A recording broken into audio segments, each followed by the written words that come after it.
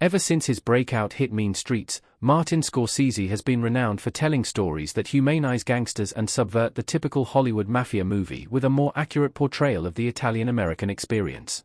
This thesis reached its pinnacle with Scorsese's 1990 masterpiece Goodfellas. Goodfellas plays like a mafia home movie.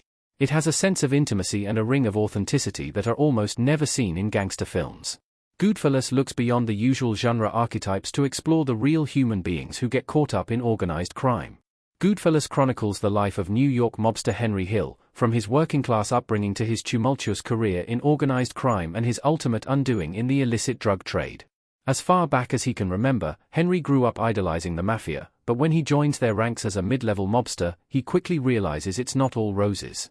Whereas The Godfather indulges in the glamorous lifestyle of the boss and his inner circle, Goodfellas takes a look at the lower-ranking guys who have to do the boss' dirty work and only get to enjoy a fraction of the glamour. Goodfellas' manic energy captures the whirlwind of life in the mafia. Scorsese pulls out all the cinematic stops. With the rapid pacing of Thelma Schoonmaker's editing and the frantic non-linear storytelling of Scorsese and Nicholas Pileggi's script, Goodfellas recaptures the manic energy of Jules and Jim's opening scene and stretches it to feature length. Scorsese pulls out all the tricks in the cinematic playbook: freeze frames, fourth wall breaks, voiceover narration, zippy montages, meticulously crafted one-ers, to reflect the feverish whirlwind of life in the mob. The Goodfellas soundtrack sounds like fidgety fingers let loose on a jukebox, flitting from Tony Bennett to the Shangri-Las to Bobby Darin to Cream to Muddy Waters. Scorsese and his cinematographer Michael Ballhaus crafted every shot in the movie with intention.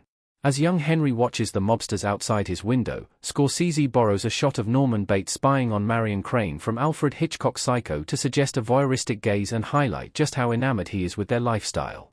At the diner, Scorsese uses a slow dolly zoom to illustrate Jimmy's paranoia as the walls are closing in. In the helicopter sequence, he uses extreme close-ups, frenetic cuts, frenzied camera movements, and a constantly changing soundtrack to capture Henry's coke-frazzled mindset. Goodfellas is a cautionary tale. A life of crime can only end one of two ways. Goodfellas set the precedent for Scorsese's gangster biopics. It's a cautionary tale warning its audience against a life of crime. Like Casino and The Irishman after it, Goodfellas cautions us that the criminal path can only end one of two ways: with a swift execution or living in fear of a swift execution.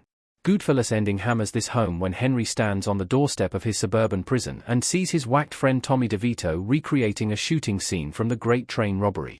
The message is clear: he'll spend the rest of his life looking over his shoulder.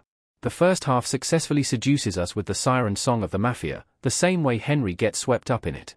The iconic tracking shot of Henry skipping the queue at the Copacabana and taking Karen through the kitchen to a table placed especially for them right by the stage has the same effect on us that it has on Karen. It doesn't seem half bad.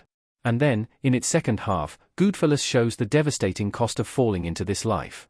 After the fatal mistake of killing made man Billy Batts, Henry's world collapses in on itself. Ray Liotta leads an incredible cast. Joe Pesci more than earns his Best Supporting Actor Oscar. Henry Hill looking in the camera at the end of Goodfellas. The cast of Goodfellas all deliver incredible performances. Ray Liotta anchors the movie with a lead turn that's charismatic and darkly hilarious, but also brutally raw in his portrayal of abuse and addiction. Lorraine Bracco painfully captures Karen's emotional anguish. Robert De Niro masterfully conceals the ruthlessness of Jimmy Conway under a facade of friendliness, and Paul Sorvino manages to convey the fear that Paulie strikes into people with a single look. Joe Pesci more than earns his Oscar with his scene-stealing turn as Tommy, making a violent sociopath strangely lovable, and making a true crime thriller funnier than most comedies. Goodfellas opens with three gangsters driving upstate to dispose of the corpse in their trunk, only to find that he's not quite dead yet, and it maintains that level of intensity, allure, and pitch-black humor until the climax.